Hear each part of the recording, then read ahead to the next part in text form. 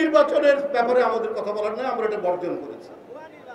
এটা ফালতু নির্বাচন, জনগণ কেউ যায়নি। বিএনপি যে বর্জন করেছে এইটা জনগণ সমর্থন দিয়েছে। আমি আজকে এই জনসভায় এদেশের মানুষ, কোটি কোটি মানুষকে আন্তরিক শুভেচ্ছা ধন্যবাদ জানাই বিএনপির পক্ষ থেকে। তারা আরেকটি পাতানো নির্বাচন, আরেকটি জালিয়াতির নির্বাচন, এই নির্বাচন তারা বর্জন করেছে।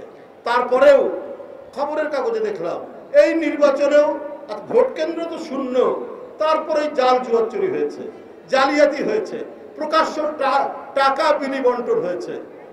আপনার নিশ্চুপ প্রধান নির্বাচন কমিশনার নিশ্চুপ, একেবারেই নিশ্চুপ, কেউ নাই।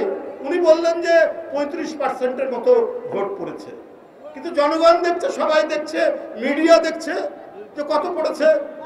এবং আপনার লিডিং যে সমস্ত পত্রিকা তারা বলেছে যে ওই ডামি নির্বাচন 7ই জানুয়ারির তার চাইতেও ভোট কম পড়েছে। প্রধান নির্বাচন কমিশনার বলে দিলেন যে না 35-36% ভোট পড়েছে। আবার একদিন পরেই বলছেন যে ধান কাটা চলছে, তো বড় ধান কাটা চলছে, এই কারণে একটু লোক কম হয়েছে, একটু লোক কম হয়েছে। এটা কিন্তু আবার ভাগ দিয়ে বলে দিয়েছেন।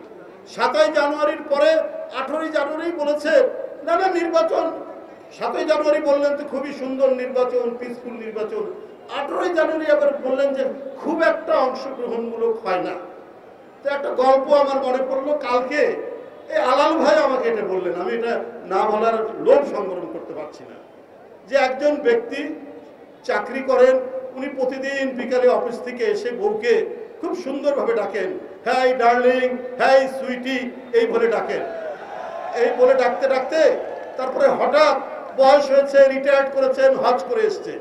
তো হজ করে এসে এখন ওর বউকে আর ডার্লিং সুইটি বলে ডাকে না, বলে এই আবুলের মা তুমি কোথায় আছো। ওর বউ তো রেগে মেগে একেবারে অস্থির, এসে বলছে যে এতদিন তুমি আমাকে সুইটি, এতদিন তুমি আমাকে ডার্লিং বলে, আজকে আবুলের মা এখানে এইভাবে কথা বলছো কেন? দূর, হজ করে এসে কি মিথ্যা কথা বলা যায়?